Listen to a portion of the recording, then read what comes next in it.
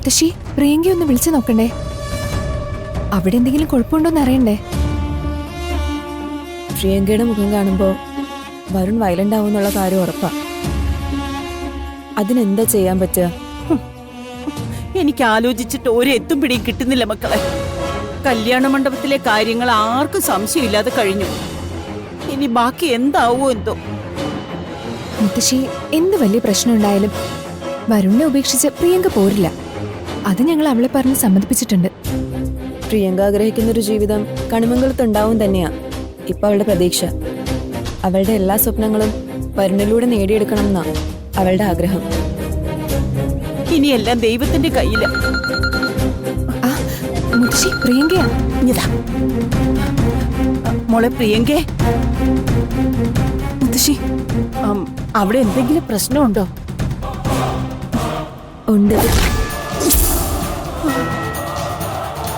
അവൻ നിന്നെ തിരിച്ചറിഞ്ഞോ? ബഹളം ഉണ്ടാക്കിയോ? അല്ല, അതൊന്നുമല്ല മുത്തശ്ശി. ഇവിടെ ഒരുപാട് ചടങ്ങുകളാ. ഇവിടെ ഇപ്പൊ താലിപൂജ നടക്കാൻ പോവാ. പക്ഷെ എന്റെ കഴുത്തിൽ താലിയില്ല. താലിയില്ലേ?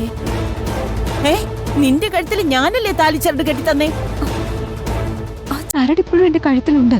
പക്ഷെ ഞാൻ ഇപ്പോഴാണ് നോക്കുന്നത്, അതിൽ താലിയില്ല.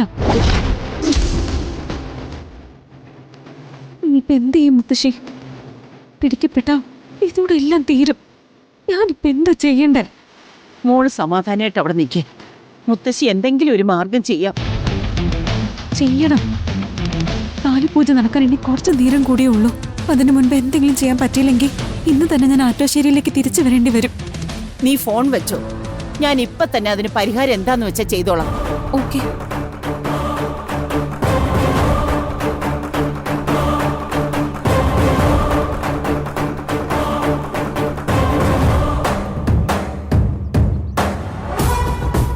എന്താ മുത്തശ്ശി? എല്ലാം ഭദ്രമാണെന്ന് നമ്മൾ വിചാരിച്ചെങ്കിലും വേറെ ചിലത് സംഭവിച്ചിട്ടുണ്ട്.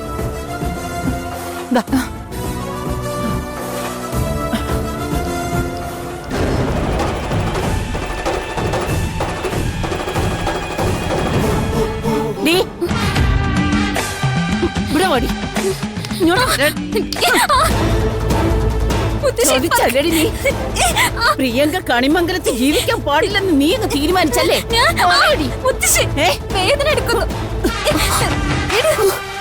ഇങ്ങനെ ഒരു ചതി നീ ഞങ്ങളോട് എന്തിനു ചെയ്തു? എന്താ അമ്മേ, എന്താ ഈ കാണിക്കുന്നേ? പ്രിയങ്ക ഇപ്പൊ എന്നെ വിളിച്ചു. അവളുടെ കഴുത്തി കിടക്കുന്ന ചരടില് താലിയില്ല.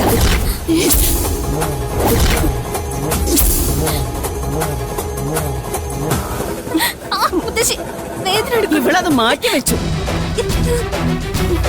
കരുതി കൂട്ടി മാറ്റിവെച്ചു. അയ്യോ ഇല്ല മുത്തശ്ശി, എന്റെ കഴുത്തത് നിങ്ങൾ എല്ലാരും കൂടി അല്ല തഴിച്ചെടുത്തത്. അതിനിടയിൽ ഞാൻ എന്ത് ചെയ്തു? മുത്തശ്ശി ഞാൻ പറയാം. നീ അത് എന്ത് ചെയ്തു? ഞാനൊന്ന് പറയട്ടെ അമ്മേ.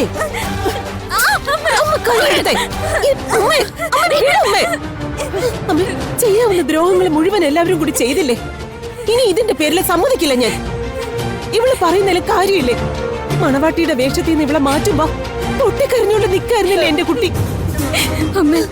അമ്മ ഞാനിത് എടുത്തിട്ടില്ല, ഞാനത് കണ്ടിട്ടില്ല. യശോദേ, തർക്കിക്കാനുള്ള നേരം അല്ലിത്. അവിടെ താലിപൂജ എന്നൊരു ചടങ്ങുണ്ട്, അത് നടക്കാൻ പോവാ. അതിനു മുമ്പ് പ്രിയങ്കയുടെ കഴുത്തിലിടാനുള്ള താലി അവിടെ എത്തണം. അമ്മ എന്തൊക്കെയാ പറയുന്നേ? അങ്ങനെ ഒരു താലി ഇപ്പൊ എവിടെ കിട്ടാനാ? അതും കൊണ്ട് ആർക്കാ പോവാൻ പറ്റാ? എന്താ അവരോട് പറയാ? താലി വീണു പോയെന്നോ? അതിലും വലിയ അപശകുനം വേറെ ഉണ്ടോ? എന്റെ താലി പെട്ടിക്കകത്തുണ്ട്, രണ്ടും ഒരുപോലെയാ. തൽക്കാലം അതെടുക്കാം. പക്ഷെ അതാരും അറിയാതെ പ്രിയങ്കയുടെ കയ്യിൽ എത്തണം.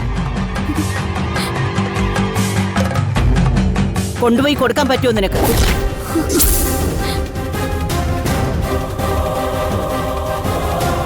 പറ്റില്ല, ഇവളെ പറഞ്ഞയക്കണ്ട. പറഞ്ഞയക്കണ്ട, പകരം താലിയില്ലാത്ത മകൾ ഇങ്ങോട്ട് തിരിച്ചു വരും. ആളുകളുടെ മുന്നിൽ അപമാനിക്കപ്പെട്ടാലേ ദേവൻ എന്താ തീരുമാനിക്കുന്നതെന്ന് നിനക്കറിയാലോ. അത് നിനക്ക് കാണണോ?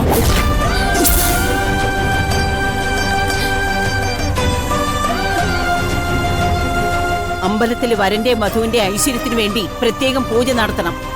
അതിന്റെ പ്രസാദം കൊണ്ടു കൊടുക്കാനാണെന്നും പറഞ്ഞ് കണിമംഗലത്ത് എത്തണം. ആ പ്രസാദത്തിന്റെ അടിയിൽ താലി വെച്ചാ മതി. എന്നിട്ട് അതെടുത്ത് പ്രിയങ്കയ്ക്ക് കൊടുത്തിട്ട് അത് അണിയാൻ പറഞ്ഞാ മതി. അങ്ങനെയാണെങ്കിൽ ഞാൻ രാധികയും കൂടി പോവാം. വേണ്ട, എല്ലാവരും കൂടി ചെന്നാലേ അവര് സംശയിക്കും. മാത്രമല്ല, കല്യാണ പെണ്ണിന്റെ അമ്മ അങ്ങനെ ചെല്ലുന്നതിലും തെറ്റുണ്ട്. എന്താ, നിനക്ക് ഒറ്റയ്ക്ക് പോവാൻ പേടിയുണ്ടോ?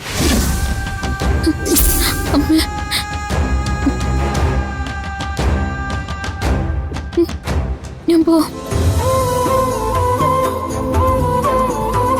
ഒരു കാര്യം നീ ഉറപ്പിച്ചോ, വരുൺ നിന്നെ ഒരിക്കലും കാണാൻ പാടില്ല.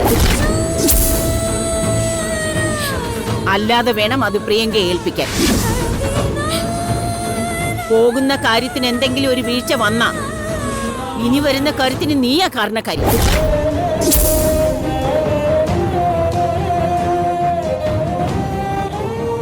ഞാൻ താലി എടുത്തു തരാം.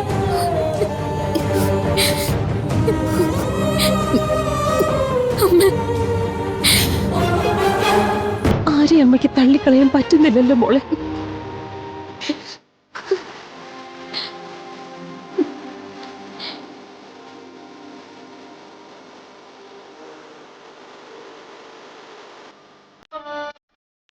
ഇങ്ങനൊരു പരീക്ഷണം കൂടി എനിക്ക് പറഞ്ഞിട്ടുണ്ടാവും. ഞാൻ പൊയ്ക്കൊള്ളാം.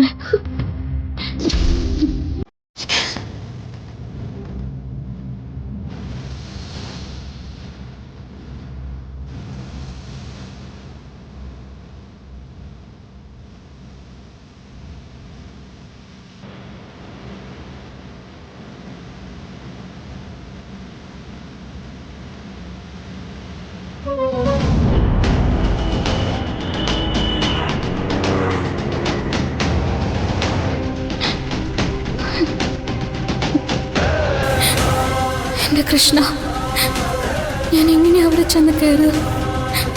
ഞാൻ അവിടെ ചെന്ന് ആകെ കുഴപ്പവും. ഈ സമയത്തിനകം അവിടെ എന്തൊക്കെ നടന്നിട്ടുണ്ടെന്ന് പോലും എനിക്കറിയില്ല. എനിക്ക് വയ്യ വരണ്ട മുന്നിലേക്ക് പോവാൻ.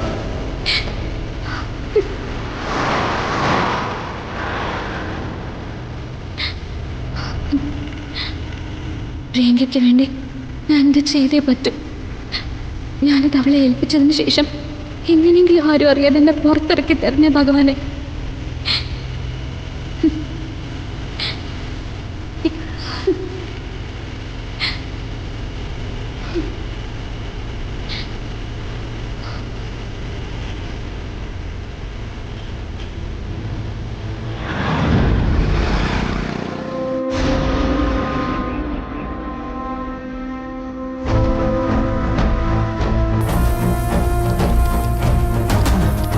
എല്ലാം തയ്യാറായോ പത്മിനി? ആ, തയ്യാറായമ്മേ.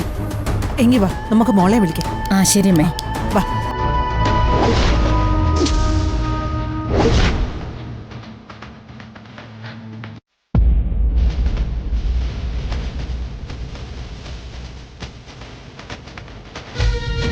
മോളെ, പൂജാമുറിയിലേക്ക് പോവാറായി. ഈ ചടങ്ങ് കൂടി അങ്ങ് തീർത്തേക്കാം അല്ലേ? അതെ, ഇതെന്താ ഇങ്ങനെ പതുങ്ങി നിൽക്കുന്നേ? ഞാൻ പറഞ്ഞില്ലേ ഇത് സ്വന്തം വീടാണെന്ന്. വാ. എല്ലാവരും എത്തിയോ പത്മിനി? കൽപ്പന എവിടെ?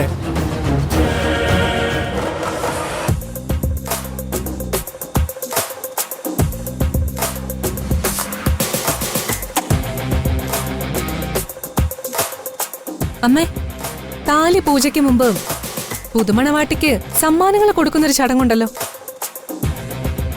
ഞാൻ കയറി വന്നപ്പോ അങ്ങനെയായിരുന്നു.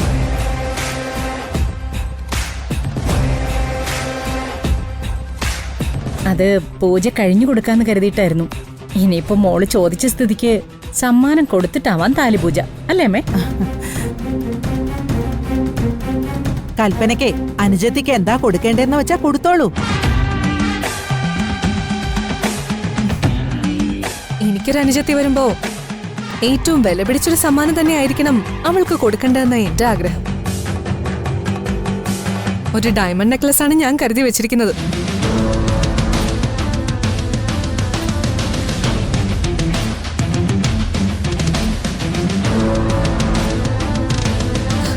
പക്ഷേ ഇവിടുത്തെ അവസ്ഥ വെച്ച് അതിനേക്കാൾ വിലപ്പെട്ട സമ്മാനമാണ് പ്രിയങ്കയ്ക്ക് കൊടുക്കേണ്ടതെന്ന് എനിക്കറിയാം.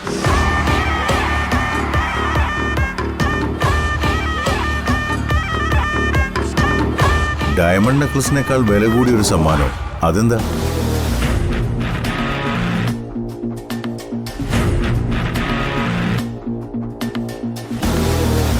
എനിക്കറിയില്ല. കൽപ്പന എന്ത് ചെയ്താലും അതിനൊരു അർത്ഥം ഉണ്ടാവുമല്ലോ. ആ ശരിയാ, അർത്ഥം വെച്ച വാക്കുകൾ പറയാൻ കൽപ്പനയെക്കാളും മിടിക്കും മറ്റാരുമില്ല. എന്തായാലും കൊടുത്തോളൂ.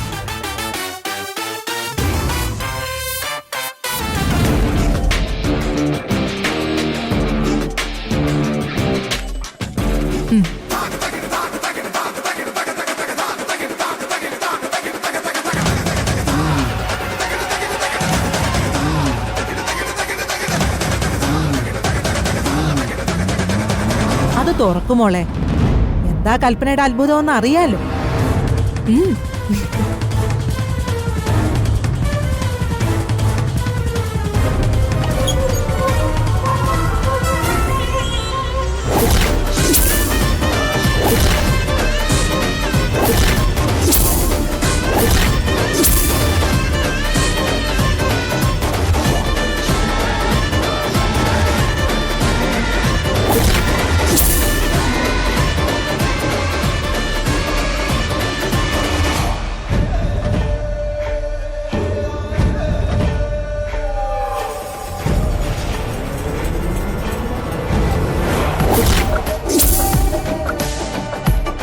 ഇതായിരുന്നോ വിലപിടിച്ച സമ്മാനം എന്ന് ഉദ്ദേശിച്ചത്? ഇതിന്റെ ഉദ്ദേശം ആശംസയാണോ അതോ പരിഹാസമോ? അച്ഛാ, കണിമംഗലത്ത് വന്നു കയറുന്ന പെണ്ണുങ്ങള് ഇതൊരെണ്ണം കൈ കരുതുന്നത് നല്ലതാ. കാരണം ഭർത്താവിന്റെ കൂടെ ജീവിക്കാനാണോ യോഗം, അതോ ജപിച്ച് ജന്മം തീർക്കാനാണോ യോഗം എന്നറിയില്ലല്ലോ.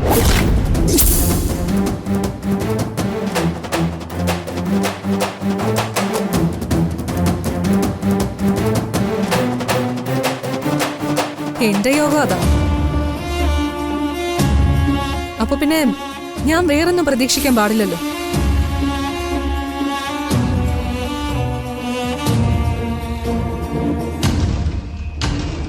താങ്ക് യു ഏട്ടത്തി. എന്തായാലും ഏട്ടത്തിയുടെ ആദ്യ സമ്മാനം ഞാൻ ഇന്ന് മനസ്സിൽ ഓർത്തു വെക്കും. ഇതിന് പകരം എനിക്കും അങ്ങോട്ടൊരു സമ്മാനം തരാലോ അല്ലേ? അമ്പലത്തിലെ വല്ല പ്രസാദവും ആയിരിക്കും. അല്ലാതെ ദേവനാരായണൻ തിരുമേനിയുടെ മകൾക്ക് വേറെന്താ തരാൻ പറ്റുക? ഏതായാലും എനിക്ക് തന്ന സമ്മാനത്തിൽ ഒട്ടും കുറവ് വരില്ല.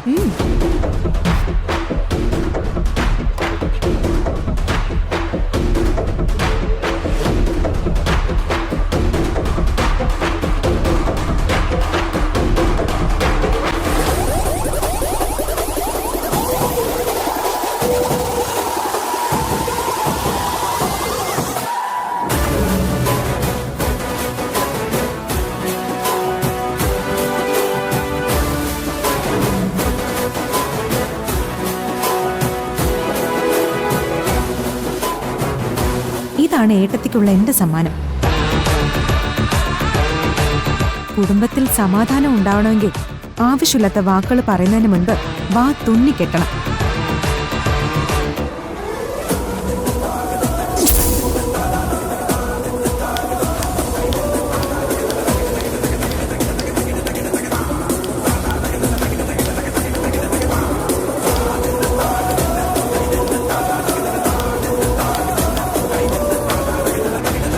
ഏട്ടത്തിക്ക് സന്തോഷായോ?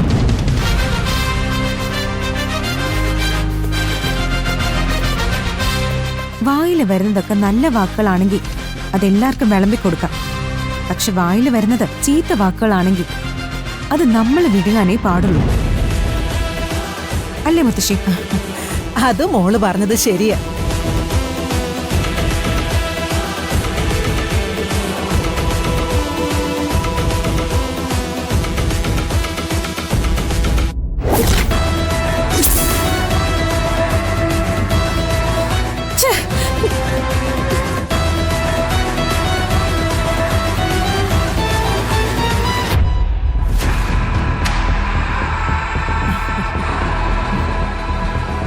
ഉപമയ അലങ്കാരം ഒക്കെ അച്ഛൻ പഠിപ്പിച്ചു തന്നിട്ടുണ്ട് മോൾക്കല്ലേ? ദേവനാരായണൻ തിരുമേനിയുടെ പാണ്ഡിത്യം മകൾക്ക് കിട്ടിയതിൽ അത്ഭുതമൊന്നുമില്ല. ആ, താങ്ക് യു പ്രിയങ്ക. ചില നേരത്ത് നമുക്ക് വേണ്ടി മറ്റുള്ളവർ സംസാരിക്കും, ചിലപ്പോ ദൈവം തന്നെ നേരിട്ട് സംസാരിക്കും. Thank you.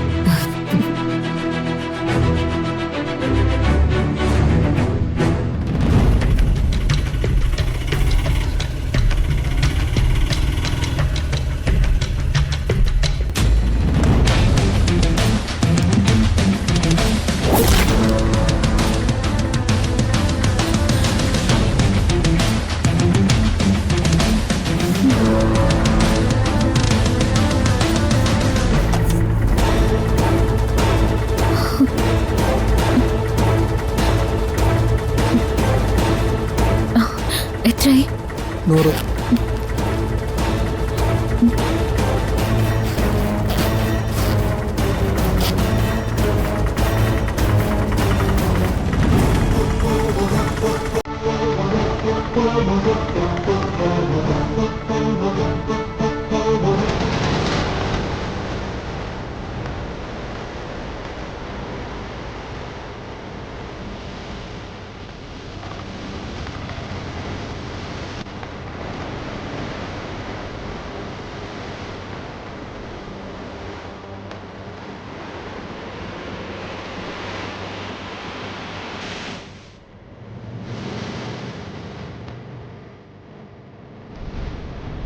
ഭഗവാനെ, ആപത്തൊന്നും സംഭവിക്കല്ലേ.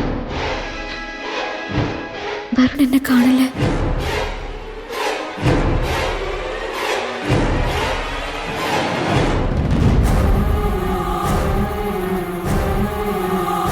താലിയിൽ കുങ്കുമ ചേർത്തുന്ന ചടങ്ങിന് വരന്റെ സാന്നിധ്യം കൂടെ വേണം. വാ. കണ്ണ് കുറേശ്ശെ തെളിഞ്ഞിട്ടുണ്ട്, പക്ഷേ ഒന്നും ക്ലിയർ അല്ല. അത് കാര്യാക്കണ്ട, അഡ്ജസ്റ്റ് ചെയ്ത് വന്നാ മതി. ബാക്കി ഞാനേറ്റു. വാ പതുക്കെ. കുഴപ്പമൊന്നുമില്ലായിരുന്നു. ആ, നന്നായിട്ടുണ്ട്. ഇതെന്തു പറ്റി? കല്യാണം കഴിഞ്ഞപ്പോ മുതല് ഇവൻ ബിജുവിന്റെ കൈ പിടിച്ചാണല്ലോ നടക്കുന്നത്. ചടങ്ങനുസരിച്ച് മണവാട്ടിയുടെ കൈ പിടിച്ചാണല്ലോ നടക്കേണ്ടത്. അതെ, ഇന്നത്തോടെ എന്റെ കൈവിട്ട് പോവുകയല്ലേ, അതുകൊണ്ട് ഞാനൊന്ന് മുറുക്കി പിടിക്കുന്നതാ.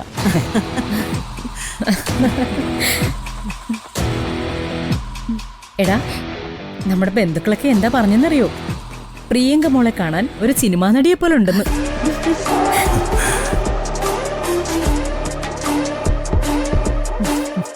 വെറുതെയാണോ അമ്മേ അവന് പ്രിയങ്കയെ കണ്ട ഉടനെ ഇഷ്ടമായത്?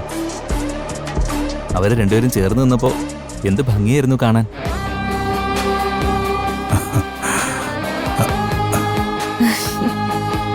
ആ മോളെ, പുറത്ത് തുളസിത്തറയുണ്ടല്ലോ, നമ്മുടെ കാരണവന്മാരുടെ ആത്മാവ് കുടിയിരിക്കുന്ന ഇടം കൂടിയാണെന്നാ വിശ്വാസം. കുടുംബത്തിലെ പ്രധാനപ്പെട്ട ഏത് ചടങ്ങ് ചെയ്യുമ്പോഴും അവിടുന്ന് ദീപം കൊളുത്തിയെടുക്കണം, അവരോട് അനുവാദം ചോദിക്കണം. അതാണ് നമ്മുടെ കുടുംബത്തിന്റെ ആചാരം.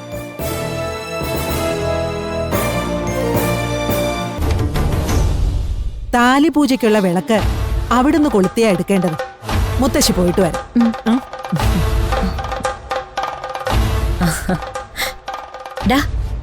ഇങ്ങോട്ടിരിയടാ.